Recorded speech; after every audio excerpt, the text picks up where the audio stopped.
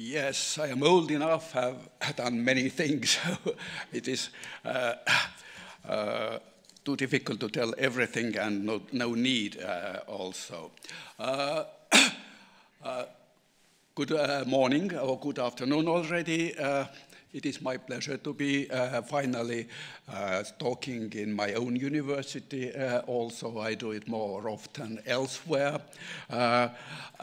And I gave the title of my presentation in summer, I believe, but things have changed since, and I have become wiser probably also, and therefore I have chosen, of course, to talk about that, what I intended to talk, but in a wider context, and the title would be, by now at least, it may change, Europe in New Great Games, a player or a chessboard. So, and therefore, I believe many things which were said before echo in my presentation too. So, it has been often mentioned recently that since the 1990s, there have been series of setbacks to the spread of democracy, especially liberal democracy in the world. Usually mentioned are continents like Africa, Latin America, even the Middle East, but there is a more serious problem in my opinion, because there is a kind of erosion of democracy in its homeland or heartland in Western Europe and in Northern America.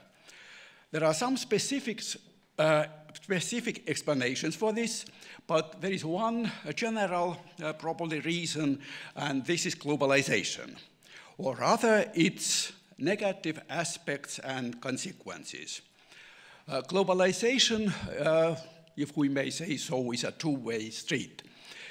It is not only the West that is exporting its practices and values to the rest. It is also the rest which is coming back with its values, practices, and problems to the West. And in this two-way street, both negative and positive things, ideas, move. Moreover, this globalization, or the current wave of globalization, let's put it, coincide with the transformation of the balance of power in the world.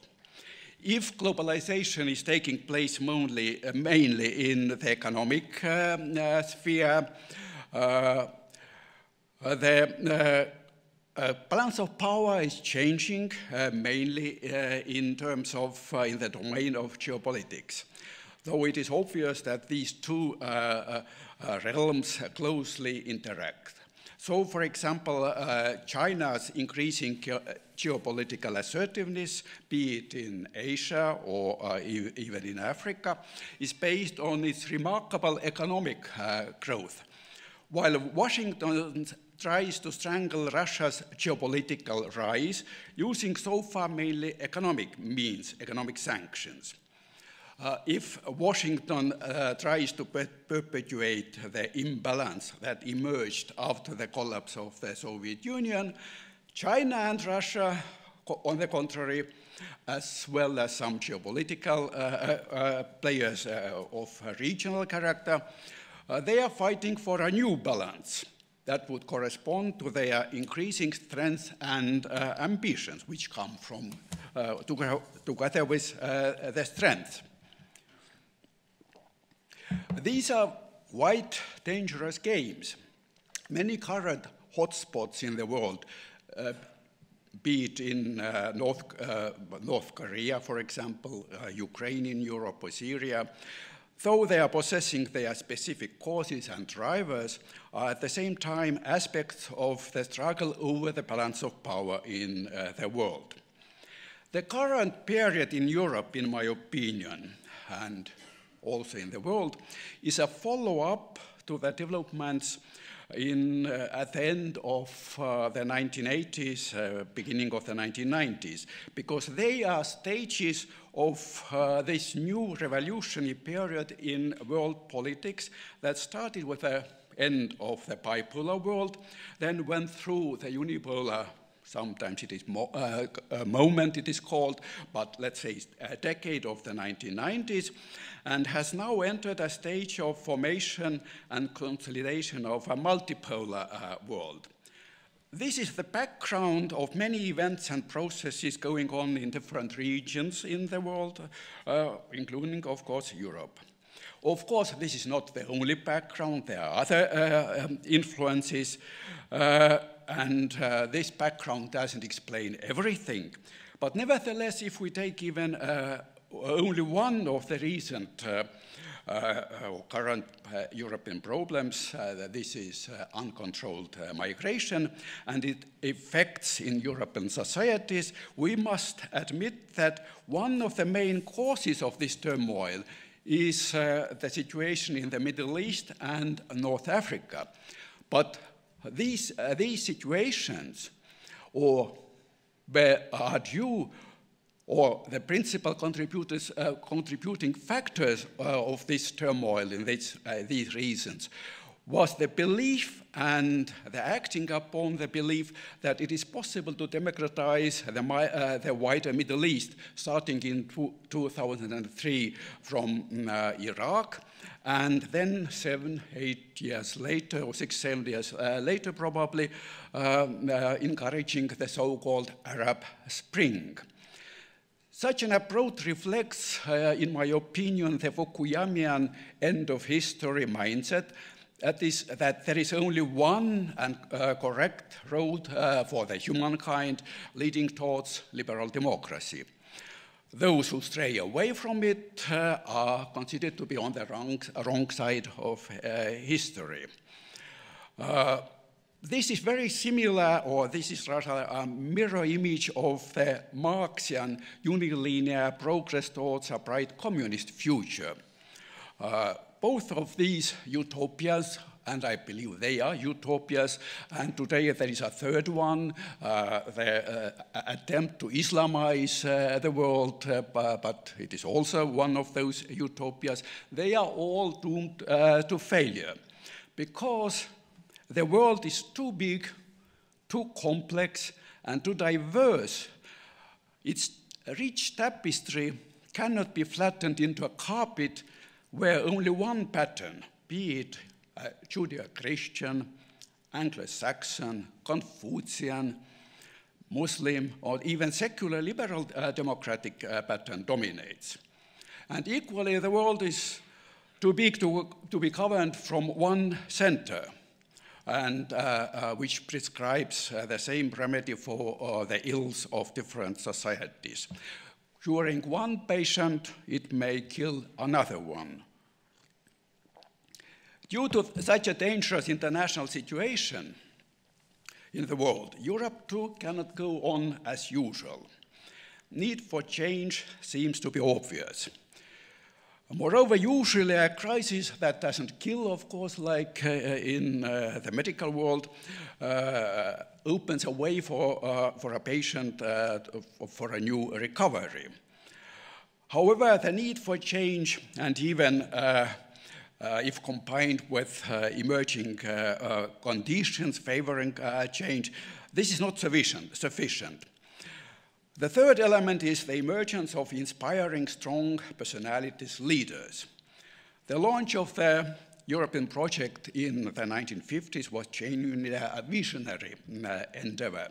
But once launched and underway, within Europe, whether European societies, they have followed a relatively smooth and prosperous period of evolution that brought to the surface a class of political, managerial politicians. There was really a need or quest even for visionaries. And the rule of the thumb was, if it works, don't touch it. But today it seems it doesn't work anymore. A month ago, in the UK, President Macron of France, when he was interviewed by BBC's Andrew Marr asked the president what had he meant by saying that he liked to be a Jupiter-like president. Macron's a bit evasive, maybe, response was, when you preside, and that is different from governing. And it seems that Macron understands that not only France, but also Europe and the world is in need of a different kind of politicians. Whether Macron can be such a politician, the jury is still out, of course. At least he seems to be trying. Throughout human history during such revolutionary times, be it in the history of a single country or in the world history, and very often these things overlap or go inside. There emerges a need for visionaries. I would say that such a visionary was Franklin Delano Roosevelt. For example, when the crisis hit the United States and it was mentioned, and the world, it was mentioned already.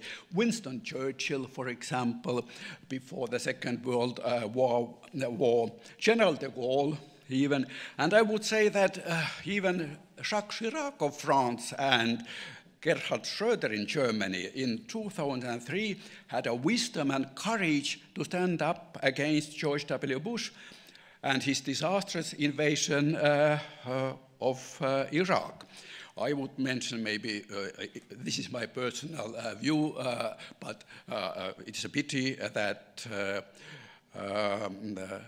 Yitzhak Rabin was murdered and couldn't carry out his attempt to reconcile Israel and Palestinians. And since then, I believe the train has gone too far already in order to have a two-state solution even.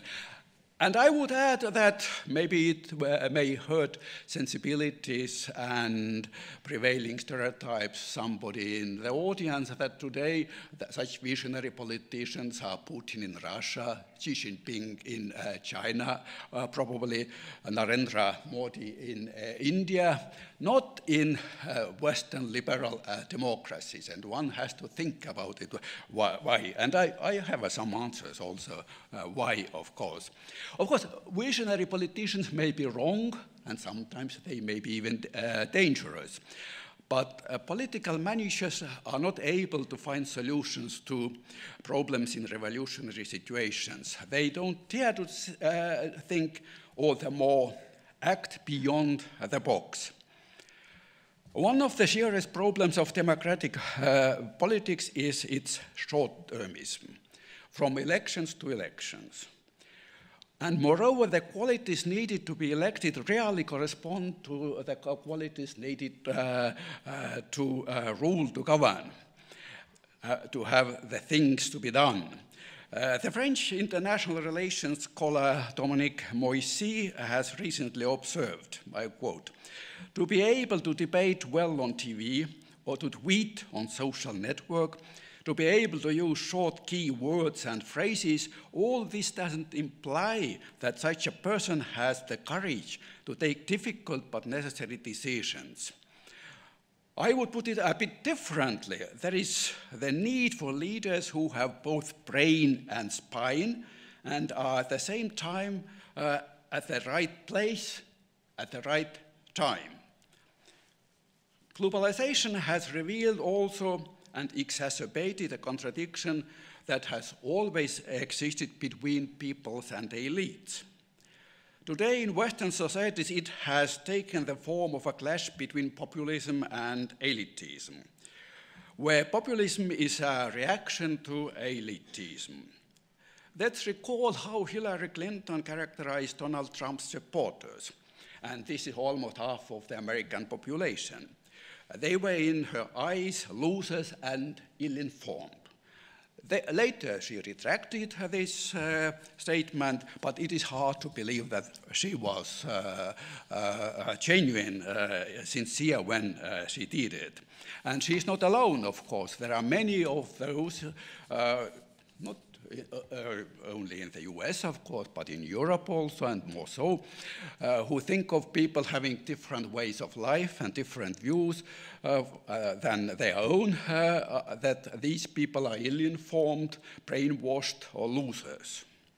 For example, many comments in the Western media about the recent presidential elections in the Czech Republic labeled the winner, the incumbent President Müllerson, as pro-Chinese, pro-Russian, Eurosceptic, overweight alcoholic, who was moving around with the aid of the walking stick and whose electorate consisted of backward-looking and uneducated people from rural areas. I'm quoting from different French, British newspapers and sources.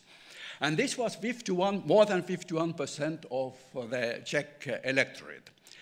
By the way, quite a few of these adjectives could have been used to characterize Sir Winston, for example, and Franklin Delano Roosevelt moved around in the wheelchair, and his secretary was his lover, to say nothing about John Kennedy, who had a constant erection problem. Today, such people wouldn't have been in politics at all, but they were visionary politicians, by the way. Okay. Now, what happened more than a year ago across the Atlantic should have been enlightening also for Europe, and not only for the US. However, it seems that the American liberal left, like their ilk in Europe, haven't learned much after the victory of Donald Trump. Indicative in that respect is an article in the French leftist newspaper Libération after President Trump's recent State of the Union address. The correspondent of the paper listened to Trump's speech in Berkeley, in this liberal heartland of the United States, in Berkeley's bingo, the stronghold of this liberalism. He sympathized with the liberal crowd in this watering hole, who found Trump's speech, I quote, this was the title of the article also, shameful, sad, as disheartening. And these people were laughing and toasting with bottoms up every phrase of Trump, which they found strongly objectionable. And there was a certain Alex, a scientist from Berkeley, and his words were quoted by this article, who had said that he had come to this bingo to laugh with like-minded people rather than cry alone at home. And this reminded me of the famous maxim of Baruch Spinoza. Sorry for my Latin, it was so long time ago and even not true. Non ridere, non lugere, nec detestere, sed intelligere. Don't ridicule, don't deplore, don't detest, but try to understand. And also there were some things in this January address of President Trump I found objectionable, especially on matters of international politics. But laughing or deploring won't help here. And particularly important for those in America who are critical of, or even, I would say, hysterical about Donald Trump, would be to understand that it was also thanks to them that Donald Trump won. Not only thanks to those losers, ill-informed, who voted for Trump. It was exactly 20 years ago when Richard Rorty published his book, Achieving Our Country. Unfortunately, though I like Richard Rorty very much, unfortunately, I hadn't read this book. until relatively recently. Well, in this book, he wrote that the American liberal left, concentrating on the rights of ethnic, racial, religious, cultural, and sexual minorities, had neglected the widening gap between the rich and the poor. At some point, warned Rorty, quoting, "Something will crack. The non-suburban electorate will decide that the system has failed and start looking around for a strong man to vote for. Someone willing to assure them that once he is elected, the smart bureaucrats, tricky lawyers like myself, for example, maybe, overpaid bond salesmen, and postmodern professors, like also many, will no longer be calling the shots." Sounds eerily familiar, doesn't it? And I would recommend to everybody to read this book if they haven't yet read. Rorty himself considered to belong to the category of liberal lefts, though as one of the brightest representatives of American philosophical pragmatism, he couldn't be labeled as a postmodern professor. And differently from many, if not from most, he didn't ridicule, deplore, and detest those who were different, but tried to understand them. Globalization has indeed increased gaps between winners and losers, both within and between countries. Today, in contradistinction to yesterday, for example, it is no longer the United States that is benefiting more than most from globalization and free trade, but China. Those who benefit from free trade are also its strongest advocates. This was so when Britain ruled the waves and enforced open-door policies, including opium trade against China. It was so also centuries earlier when the Dutchman Hugo Grotius, the father of international law, published his famous Mare Liberum, where he promoted ideas of free trade on the seas. You promote, often sincerely, not always hypocritically, what benefits you. Free trade is not necessarily fair trade. These adjectives, free and fair, are indeed not always compatible, especially in the realm of economic relations, where freedom benefits more those who are in the position of power, be it economic, military, or even soft power. There is no term now concerning Chinese and Russian power. This is called sharp power, soft power, hard power, and sharp power also. Of course, in defense of globalization, it must be said, however, that it is not globalization as such in abstracto that necessarily increases inequality, but what we, or rather those who are in a position of power, make of it.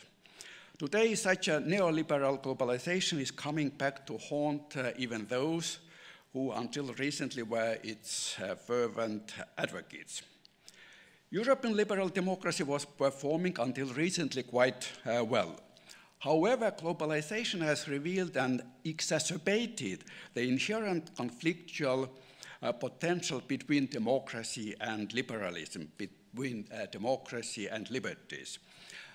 Democracy and liberalism has always had a kind of friend-enemy relationship. Cambridge professor John Donne once observed that in the liberal democratic movement, the partisans of the order of egoism, that's to say capitalists, have defeated the partisans of equality, that's to say Democrats, especially in the United States. And it is indeed difficult to tell whether the US is today a democracy, especially after the 2010 Supreme Court case, Citizens United versus Federal Election Commission. That's referring to the freedom of expression of the First Amendment, abolished all limits to unions and corporations. They could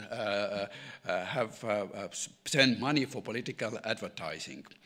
And French political scientist Thomas Guénolé writes in his recent book that this decision explicitly completed the transformation of the United States into a plutocracy.